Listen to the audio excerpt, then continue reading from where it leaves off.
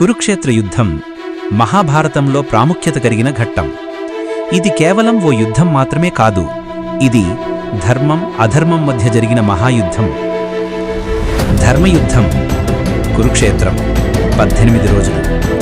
కురుక్షేత్రం పేరుతో ప్రసిద్ధి చెందిన పుణ్యభూమిలో పాండవులు మరియు కౌరవులు పరస్పరం తలపడటానికి సిద్ధమయ్యారు. పాండవులు ధర్మాన్ని ప్రాతినిధ్యం వహిస్తే కౌరవులు అధర్మాన్ని సూచించారు. రెండు పక్షాల మధ్య ఉన్న విద్వేషం చివరికి యుద్ధంగా మారింది. ప్రథమ దినం భీష్మాచార్యులు కౌరవుల సేనాధిపతిగా యుద్ధాన్ని ప్రారంభించారు. శంఖాల గుంజుల మధ్య యుద్ధధ్వని మోగింది. రక్తపాతం మొదలైంది. ప్రతిరోజు లక్షల మంది ప్రాణాలు కోల్పోయారు. 10వ రోజు భీష్ముడు శరశయ్యపై పడిపోయాడు. పాండవులు అతన్ని గాయపరిచినా చంపలేదు. అతని గౌరవాన్ని కాపాడారు. 11 నుండి 15వ రోజు ద్రోణాచార్యుడు సేనాధిపతిగా బాధ్యతలు చేపట్టాడు. అతను రూపొందించిన చక్రవ్యూహం 13వ రోజు అభిమన్యుడి ప్రాణాలు తీసింది. ఆ రోజు పాండవులకు ఎంతో గుండెను హత్తుకునే విషాదం తీసుకొచ్చింది. 14వ రోజు అర్జునుడు జయద్రథుణ్ణి చంపాలని ప్రతిజ్ఞ చేశాడు. సూర్యాస్తమయం ముందు అతన్ని సంహరించాడు.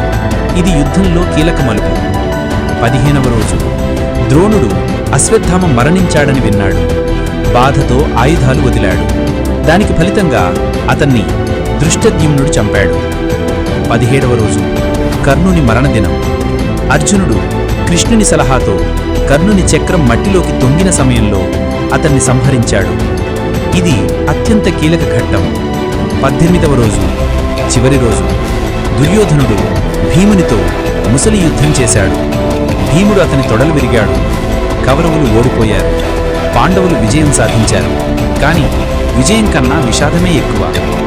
ఆ రాత్రి అశ్వత్థామ అర్ధరాత్రి దాడి చేసి పాండవుల సంతతిని హతమార్చాడు. యుద్ధం ముగిసింది, కానీ శోకాన్ని మొదలుపెట్టింది. 18 రోజుల యుద్ధం, కానీ శతాబ్దాల యుద్ధబుద్ధి. ఇందులో ఉన్న కథలు, పాత్రలు, సందేశాలు ఇవన్నీ మన జీవితంలో ప్రతిబింబాలే. అర్జునుడికి కృష్ణుడు బోధించిన భగవద్గీత ఈ యుద్ధానికి మనోరథంగా నిలిచింది. ఈ యుద్ధం కేవలం భూమిపై కాదు, మన హృదయంలో, మన ఆత్మలో జరిగిన ధర్మ అధర్మ సంగ్రామం.